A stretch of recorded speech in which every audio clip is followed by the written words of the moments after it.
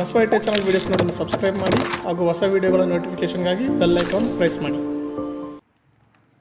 Welcome to Basava ಐಟೆ channel.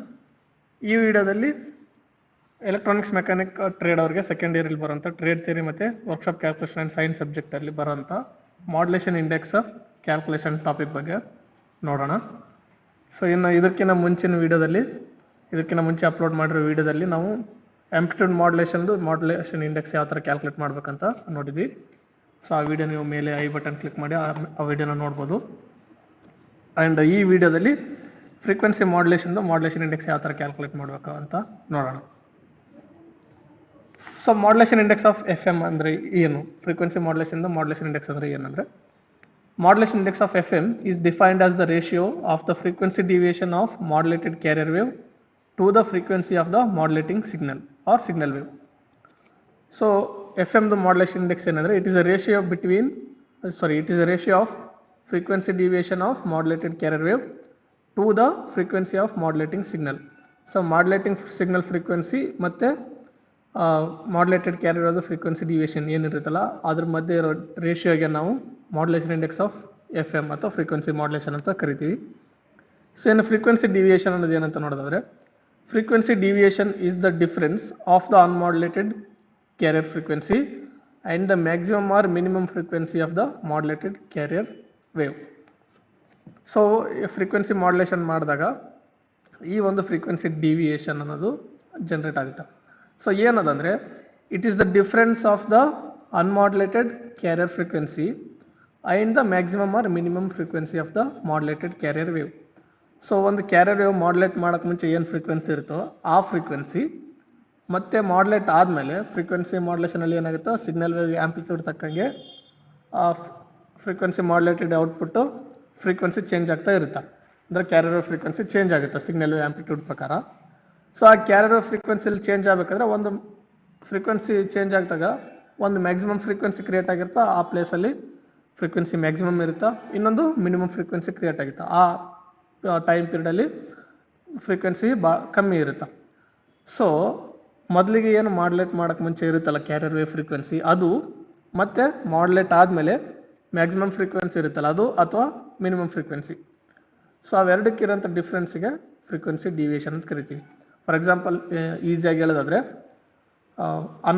Modulate ಮಾಡಲಾರ್ದೆ ಅಂತ carrier wave frequency ಏನಿರುತ್ತೋ ಆ ಫ್ರೀಕ್ವೆನ್ಸಿ ಮತ್ತು ಮಾಡ್ಯುಲೇಟ್ ಆದಮೇಲೆ ಮ್ಯಾಕ್ಸಿಮಮ್ ಫ್ರೀಕ್ವೆನ್ಸಿ ಏನಿರುತ್ತಲ್ಲ FM ವೇವ್ದು ಆ ಫ್ರೀಕ್ವೆನ್ಸಿ, ಅವೆರಡರ ಮಧ್ಯೆ ಇರೋ ಡಿಫ್ರೆನ್ಸ್ಗೆ ಫ್ರೀಕ್ವೆನ್ಸಿ ಡಿವಿಯೇಷನ್ ಅಂತ ಕರಿತೀವಿ. So next, A maximum frequency deviation of 75 kHz is allowed for commercial FM broadcast. So FM broadcast ನಾವು FM ಚಾನಲ್ಸ್ ಎಲ್ಲ ಕೇಳ್ತೀವಲ್ಲ ರೇಡಿಯೋಗಳಲ್ಲಿ, ಅದರಲ್ಲಿ ಮ್ಯಾಕ್ಸಿಮಮ್ ಅಲೋಡ್ ಫ್ರೀಕ್ವೆನ್ಸಿ ಡಿವಿಯೇಷನ್ ಎಷ್ಟಿರುತ್ತೆ ಅಂದರೆ 75 kHz. ಸೊ 75 kHzಗಿಂತ ಜಾಸ್ತಿ ಡಿವಿಯೇಷನ್ ಇರಬಾರ್ದು FM ಬ್ರಾಡ್ಕಾಸ್ಟ್ ಮಾಡಬೇಕಾದ್ರೆ. And A maximum frequency deviation of 25 kHz is allowed for sound portion of the TV broadcast. So ಇನ್ನು TV ಬ್ರಾಡ್ಕಾಸ್ಟಲ್ಲೂ ಕೂಡ FM ಯೂಸ್ ಮಾಡ್ತಾರೆ ಫ್ರೀಕ್ವೆನ್ಸಿ ಮಾಡ್ಯುಲೇಷನ್. ಯಾವುದಕ್ಕೆ ಅಂದರೆ ಸೌಂಡ್ ಟ್ರಾನ್ಸ್ಮಿಟ್ ಮಾಡೋದಕ್ಕೆ ಸೌಂಡನ್ನು FM ಮಾಡ್ಯುಲೇಷನ್ ಮಾಡಿ ಸೌಂಡ್ ಟ್ರಾನ್ಸ್ಮಿಟ್ ಮಾಡ್ತಾರೆ. ಸೊ ಅಲ್ಲಿ ಫ್ರೀಕ್ವೆನ್ಸಿ ಡಿವಿಯೇಷನ್ ಎಷ್ಟಿರುತ್ತೆ ಮ್ಯಾಕ್ಸಿಮಮ್ ಅಂದರೆ 25 kHz ಮಾತ್ರ, ಅಲ್ಲಿವರೆಗೂ ಮಾತ್ರ ಅಲೋಡ್ ಇರುತ್ತೆ. ಸೊ ಇನ್ನು modulation index off frequency modulation formula ನೋಡೋದಾದರೆ, ಅಥವಾ ಫ್ರೀಕ್ವೆನ್ಸಿ ಮಾಡ್ಯುಲೇಷನ್ ಇಂಡೆಕ್ಸ್ ಫಾರ್ಮುಲಾ ನೋಡೋದಾದರೆ ಈ ಥರ ಇರುತ್ತೆ formula: M is equal to frequency deviation divided by frequency of modulating wave. So frequency deviation ಏನಿರುತ್ತಲ್ಲ ಅದು divided by frequency of modulating wave, ಅಂದರೆ signal ವೇವ್ದು ಫ್ರೀಕ್ವೆನ್ಸಿ ಎಷ್ಟಿರುತ್ತೆ ಅದು, ಅವೆರಡನ್ನು ಡಿವೈಡ್ ಮಾಡಿದರೆ ನಮಗೆ FMದು ಮಾಡ್ಯುಲೇಷನ್ ಇಂಡೆಕ್ಸ್ ಗೊತ್ತಾಗುತ್ತೆ. ಸೊ ಇನ್ನು ಇದ್ರ ಮೇಲೆ ಕೆಲವೊಂದು ಸಿಂಪಲ್ ಪ್ರಾಬ್ಲಮ್ಸ್ ನೋಡೋಣ.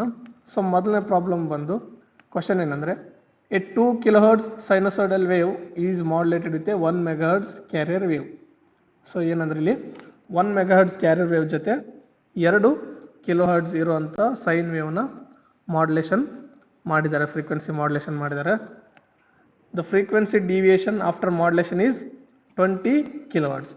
ಸೊ ಮಾಡ್ಯುಲೇಷನ್ ಆದಮೇಲೆ ಫ್ರೀಕ್ವೆನ್ಸಿ ಡಿವಿಯೇಷನ್ ಏನು ಕ್ರಿಯೇಟ್ ಆಯ್ತಲ್ಲ ಅದು 20 kHz ಇರುತ್ತೆ. And next find out the modulation index. So ಈ ಥರ ಇದ್ದಾಗ ಏನಾಗುತ್ತೆ, ಮಾಡ್ಯುಲೇಷನ್ ಇಂಡೆಕ್ಸ್ನ ನಾವು ಕಂಡುಹಿಡಿಬೇಕು. ಸೊ ಏನೇನು ಕೊಟ್ಟಿದ್ದಾರೆ ಡಾಟಾ ಅಂದರೆ, ನಮಗೆ ಸೈನ್ ವೇವ್ ಫ್ರೀಕ್ವೆನ್ಸಿ ಇಲ್ಲಿ ಬೇಕಾಗೋದೇ ಇಲ್ಲ. ಸೊ ಅದನ್ನು ನೆಗ್ಲೆಕ್ಟ್ ಮಾಡೋಣ. ಓನ್ಲಿ ಕ್ಯಾರಿಯರ್ ವೇವ್ ಫ್ರೀಕ್ವೆನ್ಸಿ ಬೇಕು ಮತ್ತು ಸಾರಿ ಕ್ಯಾರಿಯರ್ ವೇವ್ ಫ್ರೀಕ್ವೆನ್ಸಿ ಬೇಕಾಗಲ್ಲ, ಓನ್ಲಿ ಸೈನ್ ವೇವ್ ಫ್ರೀಕ್ವೆನ್ಸಿ ಬೇಕು ಮತ್ತು ಫ್ರೀಕ್ವೆನ್ಸಿ ಡಿವಿಯೇಷನ್ ಏನಿದೆ ಅದಿಷ್ಟು ಬೇಕು.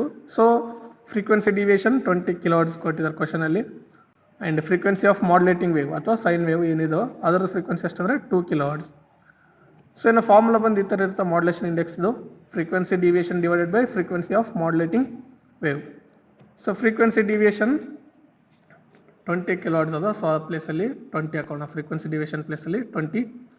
And frequency of modulating wave ಎಷ್ಟದ 2 ಕಿಲೋಹರ್ಟ್ಸ್ ಅದ, so frequency of modulating wave ಪ್ಲೇಸಲ್ಲಿ 2 ಹಾಕೋಣ. ಸೊ ಇನ್ನೊಂದನ್ನು ಸಿಂಪ್ಲಿಫೈ ಮಾಡಿದಾಗ 20 ಡಿವೈಡ್ ಬೈ 2 ಮಾಡಿದರೆ 10 ಬರುತ್ತಾ. So F M modulation index ಎಷ್ಟಾಯಿತು ಅಂದರೆ 10 ಆಯಿತು. ಅಂದರೆ 1 ಮೆಗಾಹರ್ಟ್ಸ್ ಕ್ಯಾರಿಯರ್ ವೇವ್ ಜೊತೆ 2 ಕಿಲೋಹರ್ಟ್ಸ್ ಸೈನ್ ವೇವ್ನ ಮಾಡ್ಯುಲೇಷನ್ ಮಾಡಿ ಫ್ರೀಕ್ವೆನ್ಸಿ ಡಿವಿಯೇಷನ್ ಅನ್ನು 20 ಕಿಲೋಹರ್ಟ್ಸ್ಗೆ ಸೆಟ್ ಮಾಡಿದಾಗ ಏನಾಗುತ್ತಾ ಮಾಡ್ಯುಲೇಷನ್ ಇಂಡೆಕ್ಸ್ 10 ಇರುತ್ತಾ. ಸೊ ಇದು ಒಂದು ಸಿಂಪಲ್ ಪ್ರಾಬ್ಲಮ್. ಇನ್ನು ನೆಕ್ಸ್ಟ್ ಎರಡನೇ ಪ್ರಾಬ್ಲಮ್ ಇದೇ ರೀತಿ ಇರೋಂಥದ್ದು ನೋಡೋಣ. Determine the modulation index of an F M carrier having a frequency deviation of 25 kilohertz and a modulating signal of 5 kilohertz. So ಇಲ್ಲಿ ಒಂದು ಫ್ರೀಕ್ವೆನ್ಸಿ ಮಾಡ್ಯುಲೇಟಿವ್ ವೇವ್ದು ಫ್ರೀಕ್ವೆನ್ಸಿ ಡಿವಿಯೇಷನ್ ಅಂದರೆ 25 ಕಿಲೋಹರ್ಟ್ಸ್ ಅದ, and a modulating signal of 5 kilohertz ಅಂದರೆ modulating signal ಅಂದರೆ signal wave frequency ಅನ್ನೋದು 5 kilohertz ಅದ. So ಈಗ ನಾವು ಮಾಡ್ಯುಲೇಷನ್ ಇಂಡೆಕ್ಸ್ನ ಕಂಡುಹಿಡಿಬೇಕು. ಸೊ ಸೇಮ್ ಮತ್ತು ಫ್ರೀಕ್ವೆನ್ಸಿ ಡಿವಿಯೇಷನ್ 25 ಕಿಲೋಹರ್ಟ್ಸ್ ಕೊಟ್ಟಿದ್ದಾರೆ, frequency of modulating wave 5 kilohertz ಕೊಟ್ಟಿದ್ದಾರೆ, ಆ್ಯಂಡ್ ಫಾರ್ಮುಲಾ ಕೂಡ same, frequency deviation divided by frequency of modulating wave.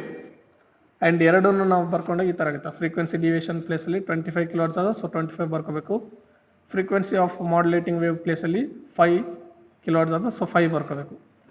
So ಎರಡನ್ನೂ ಸಬ್ಸ್ಟಿಟ್ಯೂಟ್ ಮಾಡಿದಾಗ ಫಾರ್ಮುಲಾದಲ್ಲಿ ಆ್ಯಂಡ್ ಡಿವೈಡ್ ಮಾಡಿದಾಗ ಏನಾಗುತ್ತೆ ಆನ್ಸರ್ 5 ಬರುತ್ತೆ. So modulation index of F M is 5. So ಇನ್ನು ಮೂರನೇ ಕ್ವಶನ್ ನೋಡೋದಾದರೆ ಸ್ವಲ್ಪ ಡಿಫ್ರೆಂಟ್. ಏನಂದರೆ ಇಲ್ಲಿ calculate the frequency of modulating wave. So ನಾವು ಮಾಡ್ಯುಲೇಟಿಂಗ್ ವೇವ್ ಫ್ರೀಕ್ವೆನ್ಸಿನ ಕಂಡುಹಿಡಿಬೇಕು. If the frequency deviation is 50 kilohertz and the modulation index is 7. So ಅವ್ರು ಏನೇನು ಕೊಟ್ಟಿದ್ದಾರೆ ಡಾಟಾ ನಮಗೆ ಅಂದರೆ ಫ್ರೀಕ್ವೆನ್ಸಿ ಡಿವಿಯೇಷನ್ ಕೊಟ್ಟಿದ್ದಾರೆ 50 ಕಿಲೋಹರ್ಟ್ಸ್ ಅದ, and the modulation index is 7. So modulation index 7 ಕೊಟ್ಟಿದ್ದಾರೆ. ಸೊ ಇವಾಗ ನಾವೇನು ಮಾಡಬೇಕು, ಮಾಡ್ಯುಲೇಟಿಂಗ್ ವೇವ್ ಫ್ರೀಕ್ವೆನ್ಸಿನ ಫೈಂಡ್ ಔಟ್ ಮಾಡಬೇಕು. ಸೊ ಅದಕ್ಕೆ ಪರ್ಟಿಕ್ಯುಲರ್ ಯಾವುದೇ ಫಾರ್ಮುಲಾ ಇಲ್ಲ. ಸೊ ಮಾಡ್ಯುಲೇಷನ್ ಇಂಡೆಕ್ಸ್ ಫಾರ್ಮುಲಾ ತೊಗೊಂಡೆ ನಾವು ಸ್ವಲ್ಪ ಕನ್ವರ್ಷನ್ ಮಾಡ್ಕೋಬೇಕು. ಸೊ ಅದನ್ನು ನೋಡಿದ್ರೆ ಏನೇನು ಡಾಟಾ ಕೊಟ್ಟಿದ್ದಾರೆ ಅಂತ ನೋಡಿದರೆ ಫ್ರೀಕ್ವೆನ್ಸಿ ಡಿವಿಯೇಷನ್ 50 ಕಿಲೋಹರ್ಟ್ಸ್ ಅದ, ಆ್ಯಂಡ್ ಮಾಡ್ಯುಲೇಷನ್ ಇಂಡೆಕ್ಸ್ 7 ಅದ. ಇನ್ನು modulation index formula frequency deviation divided by frequency of modulating wave.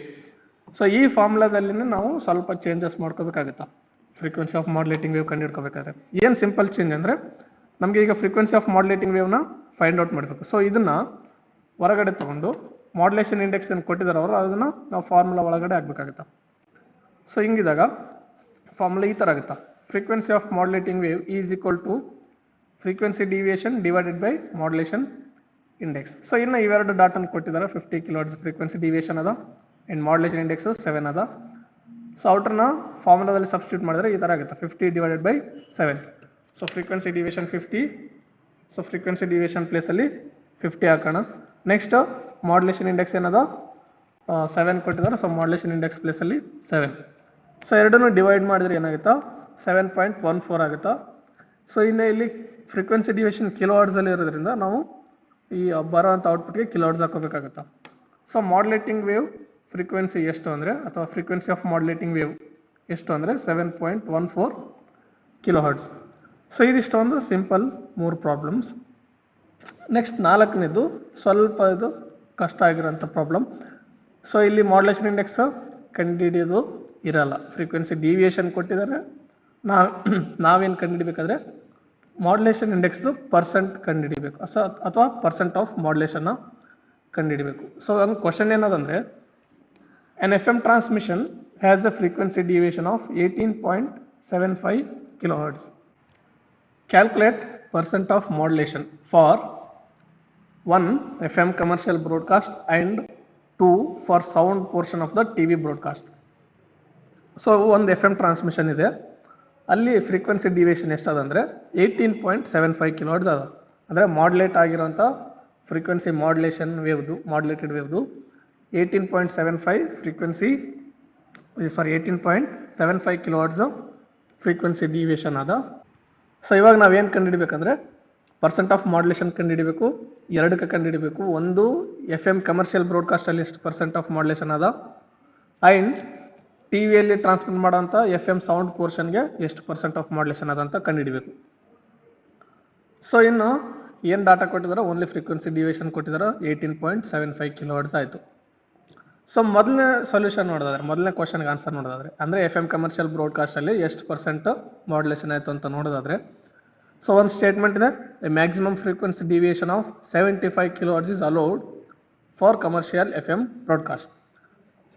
So F M commercial ಬ್ರಾಡ್ಕಾಸ್ಟಲ್ಲಿ 75 ಕಿಲೋಹರ್ಟ್ಸ್ ಮಾತ್ರ ಮ್ಯಾಕ್ಸಿಮಮ್ ಅಲೌಡ್ ಇರುವಂಥ frequency deviation.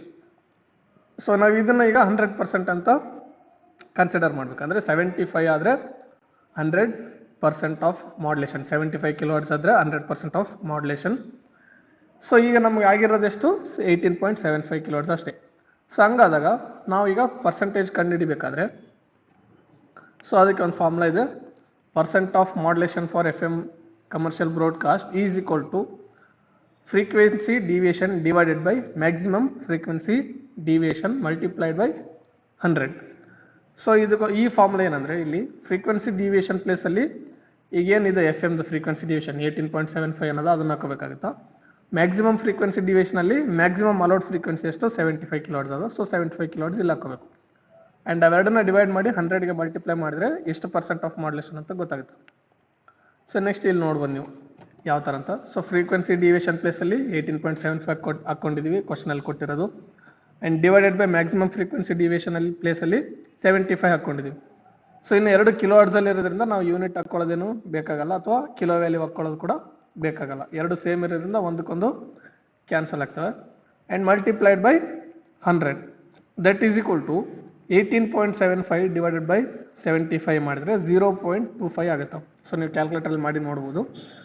And that multiplied by 100. So 0.25 multiplied by 100 next ಸ್ಟೆಪ್ಪಲ್ಲಿ ಬಂತು.